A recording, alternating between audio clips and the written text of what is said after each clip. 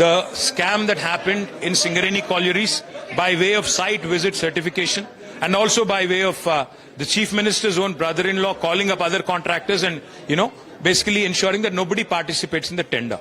This is an open nexus between the central government and the state government, where 49% of Singareni Collieries belongs to union government, 51% belongs to Telangana government. We had made a clear-cut demand with all evidences that central government को इसमें immediately involve होना चाहिए और immediately इस पे जांच शुरू करनी चाहिए. आज तक कोई रिस्पांस नहीं. ऊपर से हरीश राव जी को एक दिन बुला लिए, मुझे आज बुला लिए. हमें कोई तकलीफ नहीं, इसलिए तकलीफ नहीं क्योंकि हमने कुछ गलत किया ही नहीं, तो डरना किस चीज का.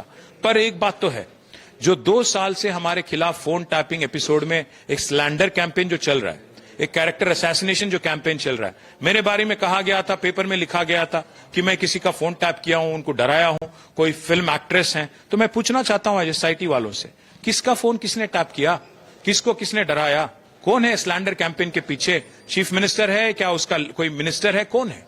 अगर आप आधार के सहित, सबूत के सहित मुझे नहीं देते हो, आपके खिलाफ मैं कोर्ट जाऊंगा और मैं जरूर इस मुद्दे को वहां तक इसको नहीं छोड़ूंगा.